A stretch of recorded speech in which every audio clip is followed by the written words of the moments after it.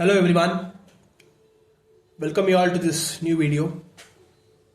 So in my previous video I had discussed two problems related to linear array and field pattern, how to obtain the field pattern based on the parameters mentioned in the question, and how to obtain the HPBW and FNBW with respect to the major loads. Okay, so those two different kinds of problems I've solved it and I've explained it in the previous video. Those who have not seen it, please, my humble request to you guys is go and watch those videos, because that is a fixed question. Okay, they will be definitely asking in the final exams. Also, there are high chances that you guys would be getting that for internals for your colleges as well. So please do watch those videos, because I have explained it in a beautiful manner and you will be definitely understanding it. Okay, go and watch it. So in this video, actually only two videos are left in this module now.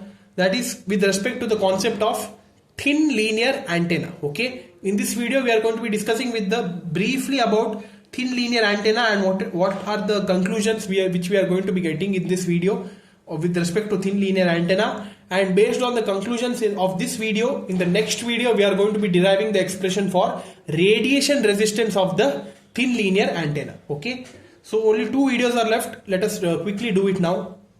This is the thin linear antenna concept. Here this is one simple dipole antenna. It is of the form of a thin linearity. Why? Because the width of the antenna and the length would be getting shrinked and reduced. With respect to the center, we are going to be getting the angle theta, and this distance is called as r.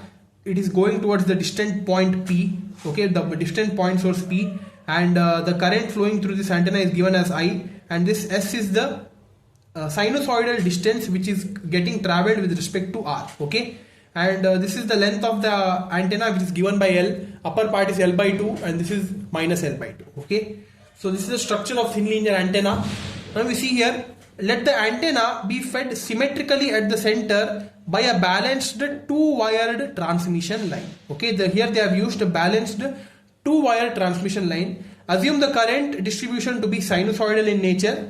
Therefore, the retarded current at point P, due to the distance dz, which is mentioned here, is given by this form. That is, retarded current is given by this I in the bracket.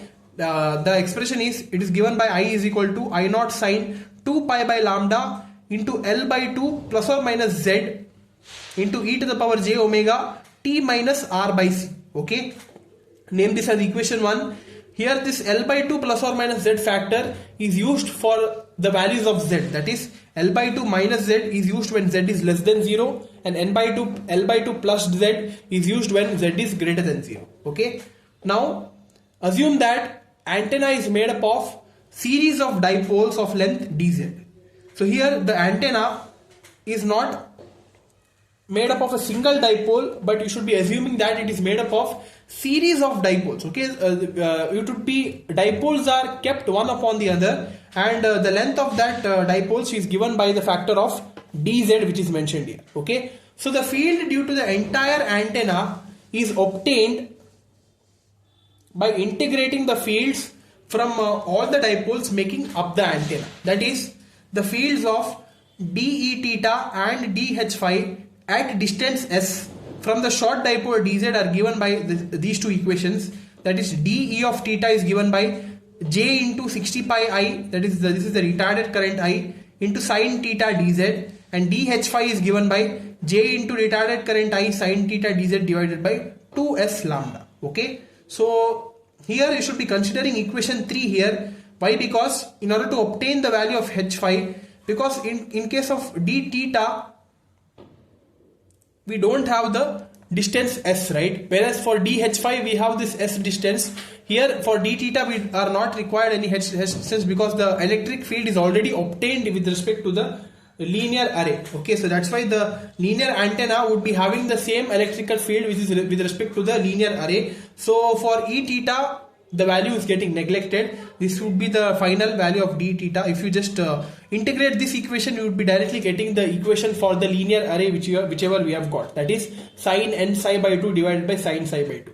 So now we need the h phi component, that is the magnetic field component. So that's why what you should be doing, this is dH phi, right? So if you want to cut this differentiation, you should be integrating the equation. So whatever this equation we have got, you should be integrating to obtain the value of H phi. That is, H phi is equal to integration from the dipole length. The total dipole length is from minus L by 2 to plus L by 2. So that's why H phi is equal to integration from minus L by 2 to plus L by 2 dH phi. Okay. So now you put the value, that is H phi is equal to J into I naught sin theta divided by 2 lambda e to the power j omega t into, now you should be splitting the limits, that is from, one is from minus L by 2 to 0, 1 by S, we have S in the denominator, right? So that you bring it here, sin 2 pi by lambda, that is the retarded current, whatever value is there, that you should be mentioning it here, that is sin 2 pi by lambda. L by 2, first is for L by 2 plus Z, because here we have the negative limit, so that's why it is used when Z is less than 0, right? So that's why here in this limit the value of the length of the dipole is less than 0, so that's why you should be using the factor of L by 2 plus Z. Okay, so e to the power minus j omega r by c dz plus 0 to L by 2 sin 2 pi by lambda L by 2 minus Z. Here Z is greater than 0, so that's why we are using L by 2 minus Z e to the power minus j omega r by c dz. Okay, so now at a large distance, difference between S and R can be neglected in its effect on amplitude, but the effect of phase must be considered. So for the effect of phase, the value of S would be equal to R minus Z cos theta. Okay, now with respect to that, what would be the expression would be looking like? H phi is equal to j I naught sin theta divided by 2 lambda r. We should be considering this r here, e to the power j omega t minus r by c into limits of integral from minus L by 2 to 0 sin 2 pi by lambda into L by 2 plus z e to the power j omega z cos theta. Okay, why? Because this r we are substituting here with respect to S, so that's why we will be getting e to the power j omega z cos theta divided by c into dz plus limits from the 0 to L by 2, integration from 0 to L by 2 sin 2 pi by lambda L by 2 minus z e to the power j omega z cos theta divided by c into dz. Okay, so here we know that we are having 2 pi by lambda. We could be simplifying that. We could be simply replacing 2 pi by lambda by beta. Since beta is equal to 2 pi by lambda, also beta is equal to omega by c. Here we have omega by c, right, in these two cases. So simply replace that omega by c by beta. Also, if you simplify by writing 1 by 2 lambda, here we have in this part we are having 1 by 2 lambda, right? 1 by 2 lambda is equal to beta divided by 4 pi. Why? Because you see here,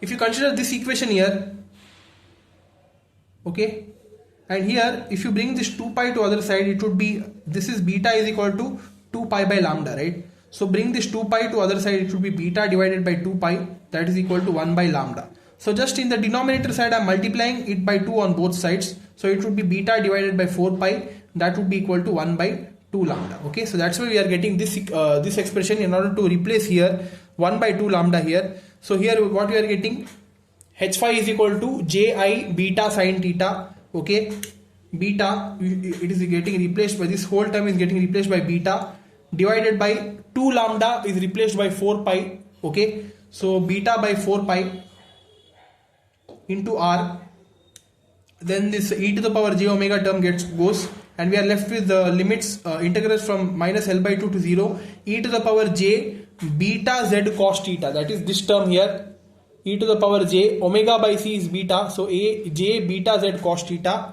into sin beta L by 2 plus z dz plus integration from 0 to L by 2 e to the power j beta z cos theta again sin beta L by 2 minus z into dz. Okay, and if you integrate and simplify using the formula e to the power a theta sin b theta, and here if you consider the values of a, b and c, we will be getting the answer somehow for H phi.